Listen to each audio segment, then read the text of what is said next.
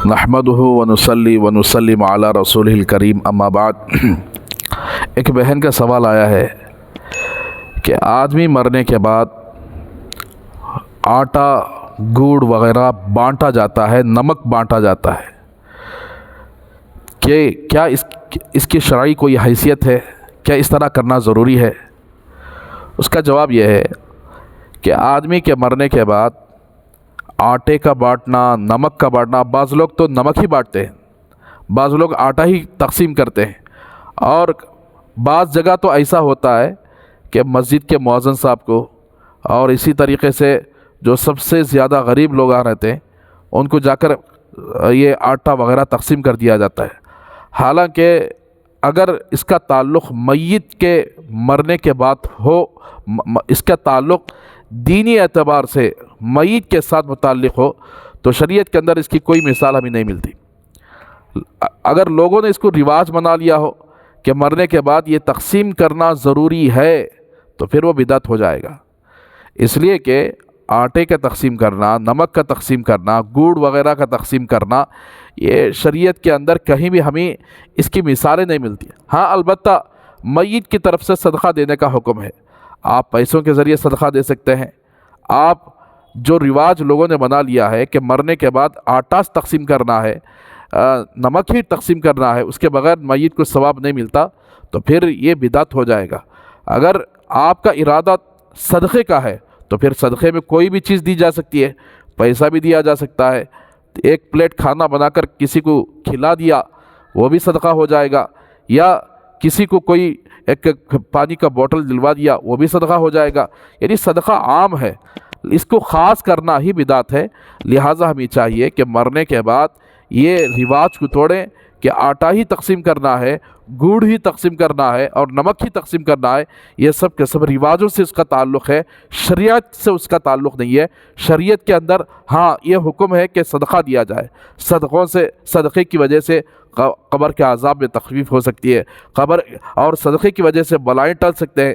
तो इसलिए आदमी मरने के बाद सदका किसी भी शक्ल में दे सकते हैं।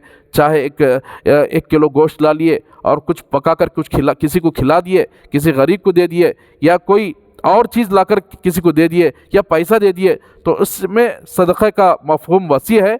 लिहाजा इसको ख़ास करना कि आटा ही तकसीम करना है, नमक ही तकसीम करना है, इसका ऐसा अगर ख़ास कर लेंगे तो फिर यह बिदअत हो जाएगा। लिहाजा इस तरह मय्यत के मरने के बाद कोई चीज़ अगर इस तरह की रिवाज के तौर पर नहीं करना चाहिए, बल्कि हमें शरीयत क्या हुक्म दे रही है कि सदका दो। सदका किसी भी तरीक़े से हो सकता है। और दूसरा सवाल यह है कि क्या मय्यत के मरने के बाद उसके कफन पर ला इलाहा इल्लल्लाह लिखना ज़रूरी है? उसका जवाब यह है कि देखिए, मय्यत के कफन पर ला इलाहा इल्लल्लाह किस वजह से लिखा जाता है? आया इस वजह से लिखा जाता है कि ला इलाहा इल्लल्लाह की वजह से क़ब्र का अज़ाब नहीं होता, या इस वजह से लिखा जाता है कि ला इलाहा इल्लल्लाह की बरकत से मय्यत जहन्नम से बच जाएगा और जन्नत में चला जाएगा? ये दोनों बातें गलत हैं। क़ब्र का अज़ाब ला इलाहा इल्लल्लाह मुहम्मद रसूलुल्लाह किसी कफन के कपड़े पर लिख दिया, लेकिन अगर वो मरने वाला मुशरिक रहा, अगर मरने वाला शिरक का काम करके दुनिया से गया, अगर मरने वाला सूद खाता रहा, मरने वाला अल्लाह को नाराज़ करके दुनिया से गया, तो फिर कफन पर भी लिख लेने से कुछ नहीं होता। और इसी तरीक़े से यानी अगर ला इलाहा इल्लल्लाह की वजह से आदमी क़ब्र के अज़ाब से बचकर, जहन्नम के अज़ाब से बचकर जन्नत पे चला जाएगा, तो ये भी नहीं हो सकता। लेकिन इस वजह से नहीं हो सकता इसलिए कि रसूलुल्लाह सल्लल्लाहु अलैहि वसल्लम ने इरशाद फरमाया, जिस आदमी का आखिरी कलिमा, आखिरी बात ला इलाहा इल्लल्लाह हो, वो जन्नत में दाखिल हो जाएगा। यानी वो मुर्दा ज़बान से ला इलाहा इल्लल्लाह पढ़ लिया तो फिर उसके लिए क़ब्र का अज़ाब भी ख़त्म हो जाएगा, फिर उसके लिए सीधा जन्नत में दाखिले की अल्लाह के रसूल सल्लल्लाहु अलैहि वसल्लम ने बशारत भी दी है। लेकिन कफन पर लिख लेने की वजह से या कि किसी और चीज़ पर लिख लेने की वजह से, और बहुत सारे लोग ये भी सवाल करते रहते हैं कि मरने के बाद अहदनामे के तौर पर कुछ किताबें कफन के अंदर रखते हैं। उस अहदनामे में ये होता है कि बहुत सारी ऐसी रिवाजी चीज़ें उसके अंदर मौजूद हैं जिसका शरीयत के अंदर कोई सबूत नहीं है। तो इसलिए वह अहदनामा रख लो, چاہے وہ لا الہ الا اللہ لکھ لو، لیکن میت کے اعمال صحیح رہے تو پھر وہ میت قبر کے عذاب سے بھی بچ جائے گا اور جنت پہ چلا جائے گا۔ اور یہ اس طرح کے سارے کرتوت کرنا یہ ناجائز ہے، یہ درست نہیں ہے۔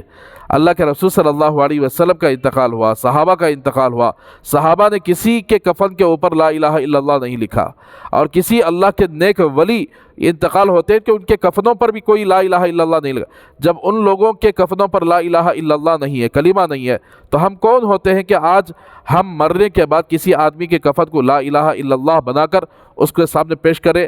اور یہ سب غلط باتیں ہیں۔ لہٰذا ہمیں چاہیے کہ علماء سے میت کے مسائل سیکھیں کہ مرنے کے بعد کفن کیسے دینا چاہیے۔ اور ایک اور سوال بھی اس کے اندر میں آپ کو بتا دوں تاکہ ساری باتیں اس کے اندر آ جائے، کہ عورتوں کے لیے لوگوں نے ایک خاص کپڑا متعین کر دیا، یا تو لال کپڑا ہوتا ہے یا تو ہرا کپڑا ہوتا ہے کفن کے لیے۔ حالانکہ اس طرح کا خاص کرنا بھی درست نہیں ہے۔ آپ کو سفید کپڑا ہی مرد کے لیے بھی عورت کے لیے بھی دونوں کے لیے بھی سفید کپڑا ہے۔ اگر سفید کپڑا نہیں ملا یا لال کپڑا میسر ہے، گھر کے اندر کوئی لال کپڑا ہے یا ہرا کپڑا ہے، اس کو رواج کے طور پر نہیں کہ عورت انتقال ہوئی تو لال ہی کپڑا استعمال کیا جائے یا ہرا ہی کپڑا استعمال کیا جائے، یہ اس کا شریعت کے اندر کوئی ثبوت نہیں ملتا۔ جس کپڑے میں چاہے، بہتر یہ ہے کہ چاہے مرد کا انتقال ہو چاہے عورت کا انتقال ہو، سفید کپڑا ہی کفن کے لیے، سفید کپڑے میں کفنانا چاہیے۔ لہٰذا یہ کلمے کا رواج، یہ کفن کا رواج کہ عورت انتقال ہوئی تو لال اور ہرا، مرد انتقال ہوا تو سفید، یہ تقسیم کرنا، یہ تمیز کرنا، اس کا اگر شریعت کے اندر کوئی ثبوت نہیں ہے، لہٰذا اس سے بچنے کی ضرورت ہے۔